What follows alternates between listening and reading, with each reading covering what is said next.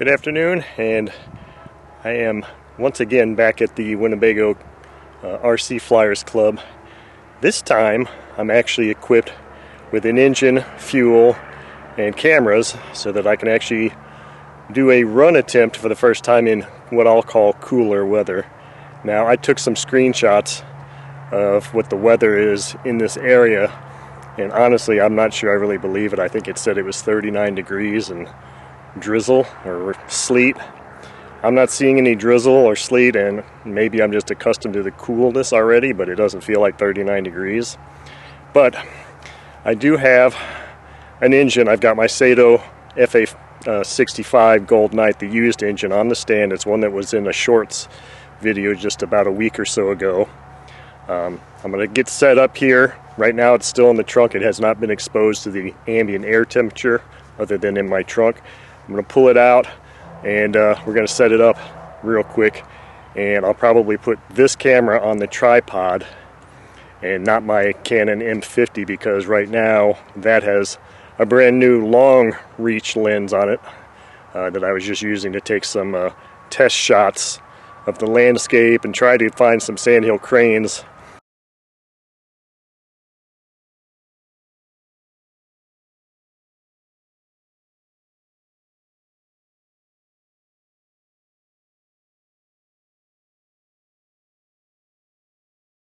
So I'm probably not going to be using that camera for this video. I'm going to be using this little camcorder I've got here, and we'll get set up here and I'll do a quick run through of what my test stand looks like. There was a comment on one of my last videos about, what engine stand are you running right now. So I'll show a little bit of that real quick, and then we'll get a run in. Now, I did bring several different types of fuel. There's a little bit of FAI in the tank. Should be enough FAI to suck up in there and at least see if we can get it started in this temperature. All of the batteries that I need are charged up. But I also brought what I believe, it's marked in the container, is 10% Omega control line fuel. I'm pretty sure that's what it is because it's a different color than my FAI fuel. And then I also have some, really high nitro content fuel, which I don't really plan on using. But if I have difficulty getting this engine started or running, then I'll put a little bit more of the what I believe is the 10% fuel in the tank with that remaining FAI, and then we'll see from there. So there's a lot of different things going on here today. First is, when I open my trunk, do I actually have everything I need? And then getting set up and doing a run. So let's get right to it. Okay, so here's my stand. This is the Saito Gold Knight engine. Now, the engine stand I'm using is, unfortunately for those that are interested in buying one, you're out of luck. This is a PSP manufacturing stand that is no longer made. I decided to keep that stand. And basically what I've got it mounted on is just a Black & Decker Workmate. I've replaced the top several times. I also have this engine stand here, which is just a very common one that you can find on eBay, and it also comes with a fuel tank thing that is a separate piece. So this is basically my setup. It's not basically, it is my setup. Black & Decker Workmate I can fold up and fold flat. My PSP2 or PSP manufacturing engine stand, which many people like and I love. And then of course this thing here, like I said, this stand, if you just do a search on eBay for RC engine stand, you'll find this and several other variants for about $50–60, something like that. So without any further delay, let's go ahead and try and see if we can fire this engine up.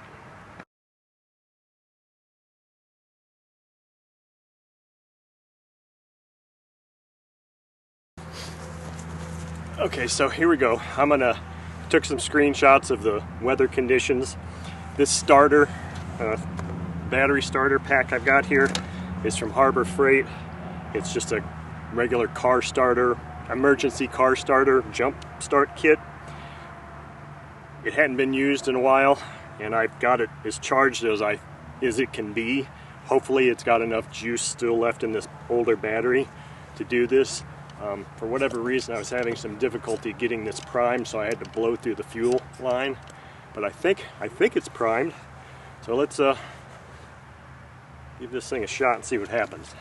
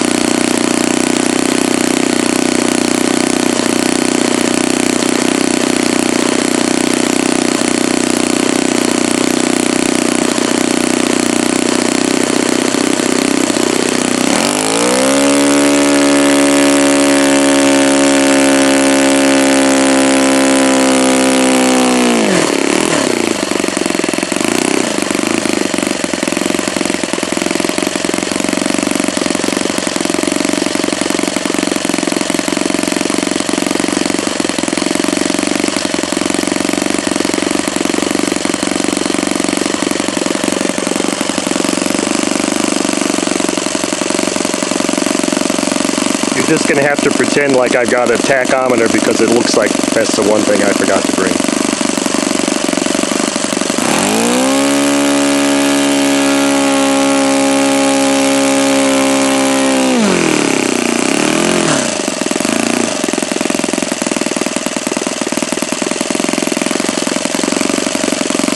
Not really sure where the mic is, but I think it's here in the front. Hopefully you can hear me. The other thing I forgot to mention was that this is my 80/20 FAI fuel, and I'm swinging a APC 14.6 prop, and it looks like there's an OSF plug installed.